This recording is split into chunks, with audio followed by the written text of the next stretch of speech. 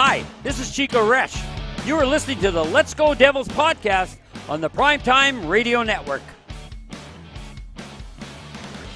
Happy Devil Thursday to everybody watching on Facebook Live, YouTube Live, Twitch, Twitter Live, and listening on the podcast after the show is over.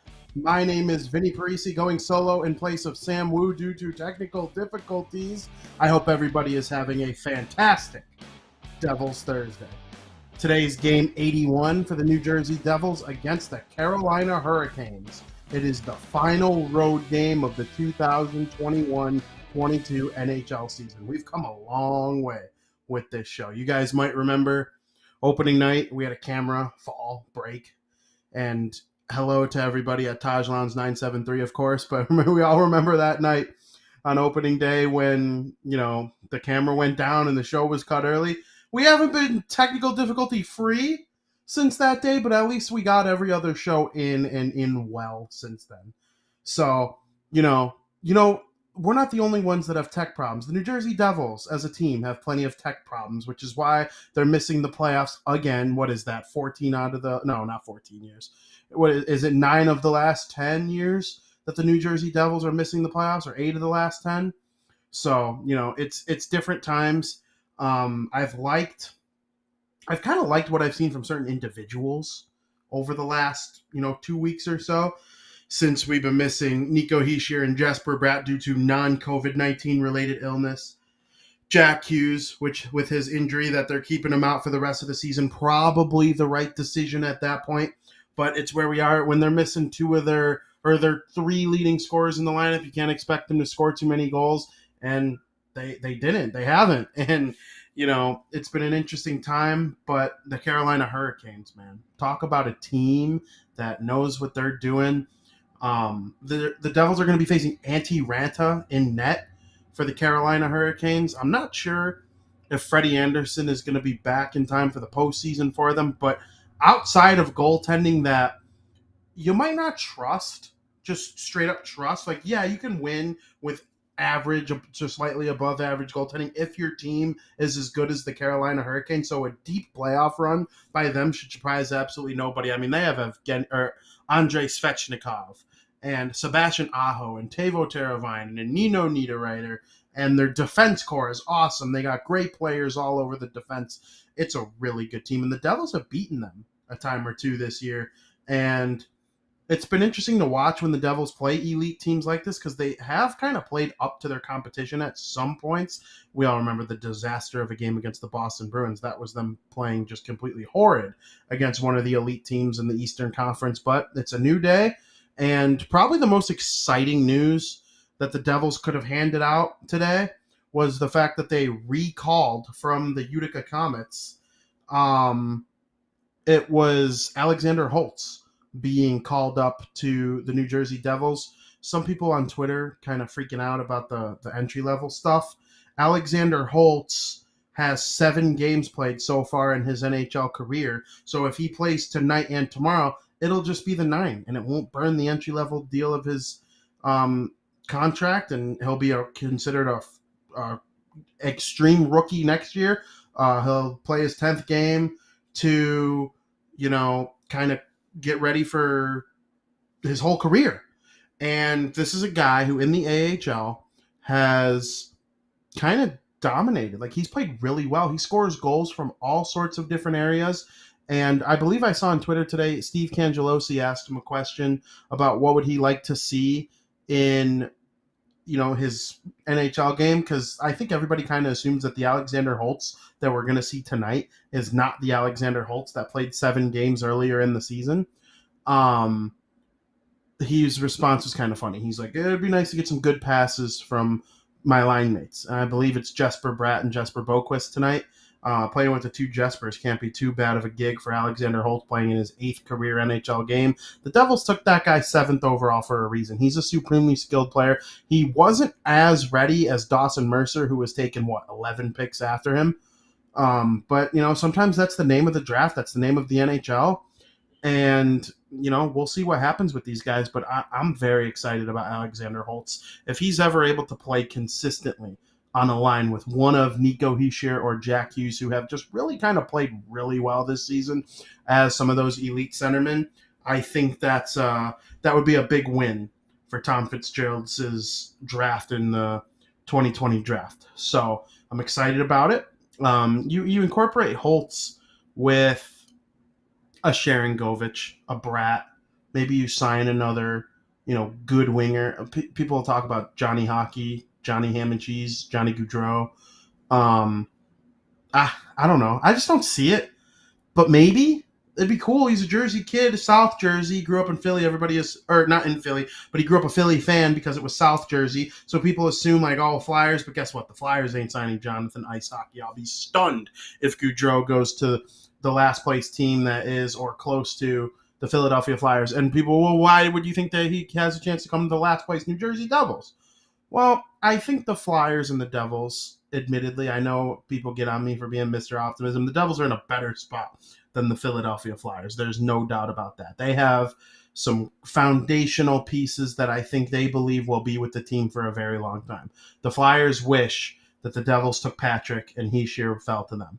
The Flyers wish they had Jack Hughes. They wish they had Jesper Bratt. Heck, they might even wish that they had Alexander Holtz or Dawson Mercer because, they traded Giroux. And so, yeah, I don't know what Gaudreau's going to do, but the point is adding another winger to the Devils is something to strongly consider. And Alexander Holtz will help with that. So we'll see what happens there. Speaking of wingers, Nolan Foote came up a couple days ago, and he looked awesome against the Ottawa Senators. He scored 2 goals. If Nolan Foote scores 2 goals, does he become Nolan Feet? I know. I'll leave. It's good to see him taking advantage of that shot. Some of these guys that have come up from Binghamton, they're skating around fast. They look hungry, and they take good shots on goal. And Nolan Foote put 2 past the goaltender, and one of them was assisted by another call-up that the New Jersey Devils made last week. And, of course, that is in the form of a Riley Walsh. Walsh, of course, was a defenseman at Harvard who racked up a fair amount of points. I believe he played on a different pair than Adam Fox, the superstar Norris Trophy winning defenseman for the New York Rangers. Not saying Riley Walsh is going to become anything near Fox, but he could become a pretty good NHL defenseman. I believe in that kid. If the Devils don't trade him, of course, you never know what happens, between now and the summer. But, I'm a fan of the way that those two looked in that game against the Senators. They didn't pull out the win. Ty Smith looked kind of bad on the overtime game-winning goal by the Ottawa Senators. He kind of dove and swam himself out of submission. But, sometimes that happens in 3-on-3. Smith has had a dog crap year. There's no doubt about it. People will get on him. That's fine. But on that play in 3-on-3 overtime, yeah, he looked bad. But that happens to lots of guys in 3-on-3 when there's open room and some of the most supremely talented forwards and defensemen, when they have the puck, are going against you. That happens sometimes. It's just the way it is. And the Devils lost to Ottawa. So this is the second to last game here tonight, as I've mentioned. Something that intrigues me is the draft lottery. Of course, that is going to come on May the 10th, which is exactly 12 days from today. So just under 2 weeks until the 2022 NHL draft lottery, in which the New Jersey Devils have had some extreme luck in the last handful of years. Obviously, in 2017, they won it and used that right to draft Nico Hischier. And then, of course, 2 years later, they won it again and selected Jack Hughes. The Devils had in 2017, I believe they had the 6th best odds because they technically had the 5th, and Vegas put them up to 6th. I might have to fact check that, but it was in that range. And then in 2019, there was no expansion team. They had the 3rd best odds, and they won it. As the standings go right now, I believe the Chicago Blackhawks no longer can be caught in points by the New Jersey Devils. I'm thinking right now, actually they can. If the Hawks lose tomorrow to Buffalo and the Devils win both of these games, they will both end the season with 67 points. So you kind of hope Chicago gets one more point, just based on the fact that you want the Devils to have the better chances at winning the draft lottery. And if the Blackhawks win the lottery, they get to keep their pick and not send it to the Columbus Blue Jackets. So that pick will be the Blue Jackets unless it's one or two, the two spots allotted in the draft lottery. But it doesn't look like the Seattle Kraken have a chance to catch the New Jersey Devils. So it's between them and the Flyers for the fourth best odds. It's between them, the Flyers, and the Blackhawks for the fourth best odds in the 2022 NHL draft lottery. So there are some people that'll root against the Devils today and tomorrow. I personally think I doubt the Flyers are going to catch them because they're just bad. I mean, who are the Flyers even playing next? The Flyers have 81 games played already. It doesn't look like they are getting ready to play tonight. If this stuff ever loads, then I'll be able to not just fill air talking about waiting for it to load. But the Flyers, they were killed by the Jets 4-0 last night. And, it's going to be interesting to see how that shakes out. The Flyers certainly do not play tonight, and they will close out the season tomorrow, April 29th, just like the New Jersey Devils. The Flyers will go up against the Ottawa Senators, who the New Jersey Devils just played. So it's going to be interesting to see where they land. The Devils either have fourth, fifth, or sixth best odds to win the lottery. And, of course, that is like the Shane Wright, sweepstakes, if you will. He was granted exceptional status by Hockey Canada. I know Bedard, who's going to play and be the number one overall pick next year, is even better. I saw him score a goal today from the side of the net that I just have no idea how the puck went in. So I don't know if the Devils are going to be bad enough to be in contention for Bedard next year, but you better hope not, because if they win the lottery this year, then I don't think you can next year. I'm not perfectly sound on the new draft lottery rules yet, but, these next few games will determine that. Wherever the chips fall, they will fall. Against the Carolina Hurricanes tonight, all I'm basically looking for in terms of what I want to see is it'd be cool to see Sharon Govich end up leading the Devils in goals. I think that would mean a lot after the way he started. I believe he's 2 behind Hughes, who's obviously not playing. It'd be cool to see, between now and tomorrow, depending on who plays and who plays how much, you want to see the right guys play well.